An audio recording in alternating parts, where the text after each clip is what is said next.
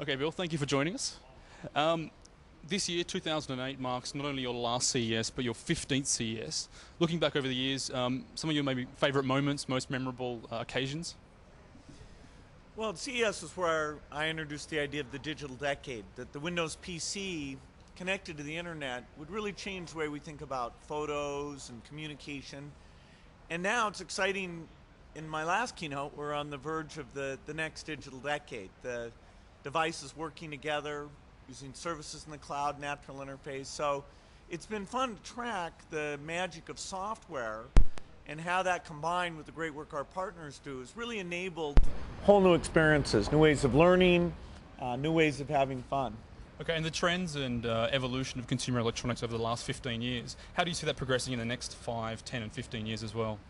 Well, certainly I see it as more software-centric, making it easy to move your information around.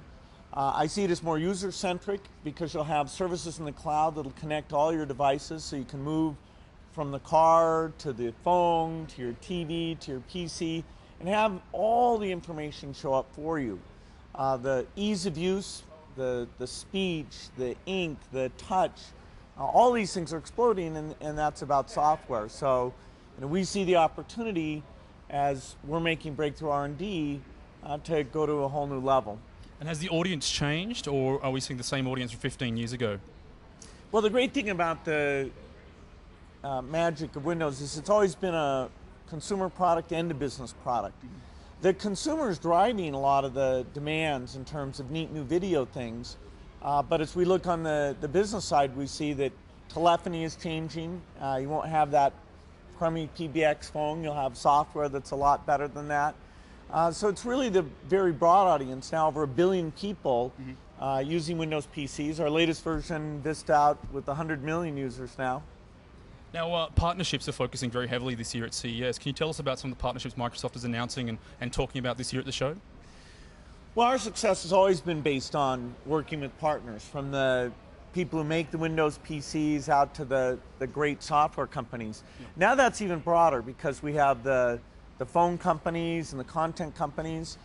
Here we've got new PCs, people like Lenovo, Asus, all our partners really stepping up there. We have great new content, Disney doing new content, MGM doing new content, great people doing games both on PC and on Xbox. And so it's through those partnerships that all the different pieces come together. Okay. And have you had a chance to walk the floor here at CES yet? No, I do that, and tomorrow's my day. I've got people looking, so I make sure I get to see all the hot new things. And a few things you want to go check out that you know that's going to be on the floor? Well, the CES is about the new big displays, how the LCDs are moving forward, the latest ideas in the phones, and how it all gets integrated together. So hopefully there'll be some fun surprises. Okay. So the keynote's tonight at 6:30. Can you tell us about what you're going to be demoing actually on stage? Well, it's a mixture of the progress of last year, the very concrete things that are real with Windows, Windows Live, Xbox, Zune, Media Room. And then the second half is more where I look at what is going to come forward in this next decade. It's high resolution and connecting up to services. So I've got new things with the Microsoft Surface.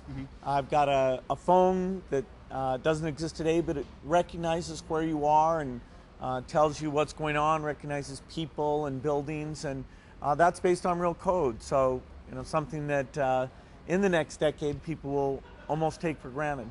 And how important are services now in the evolution of consumer electronics?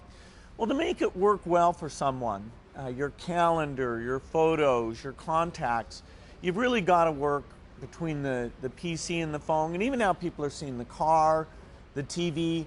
So those cloud-based services, they're really a new form of magic. They connect it all together. They make it so that even if you lose your phone, your information is there. If you borrow a phone, it's there. So they're going to allow people to have a fluidity of moving back and forth that we've never had before. And that's why we say user-centric versus device-centric. Okay, we're going to talk to Robbie Buck a bit later on about the the connected entertainment vision and how that's been evolving. Over the last 15 years, how do you see the connected entertainment vision for Microsoft changing? Well, we're about the software and the magic of the software. That software has started to be in the Windows PC, big evolutions there. But now with the success of Windows Mobile, the cloud services we're bringing in, all the TV set things we're doing, we're in a very strong position to help these pieces really come together and connect. And Robbie's group is doing great work there. Cool. And the partnership with Ford, can you tell us a little bit more about that? Well, it was a year ago that Ford Sync got shown for the first time, and that's really been an explosive success this last year. The reception's been strong, and Ford's agreed to now put it into a wide range of their cars. Over the next year, over 1 million cars are going to have Sync. So when you step into your car with your phone, you're able to talk, get at the media, send text messages, and they're expanding the services there. It just really shows how when we talk connections, we're talking everywhere you are. So people know about you have a house that's full of fantastic technology and future technology. Are you planning any upgrades to your house here in the US? Well, I haven't done anything dramatic, but I've got all the new LCD screens. I've got Xbox Live. I've got Zunes connected up to it. Really rolling out the latest media center, connecting that all together.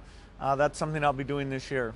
And this is your last CES, but do you expect you'll come back maybe in disguise and walk around the floor and check out what's happening in future years? Oh, I'm sure I'll visit from time to time. But in terms of doing keynotes every year, this is a big milestone. Cool.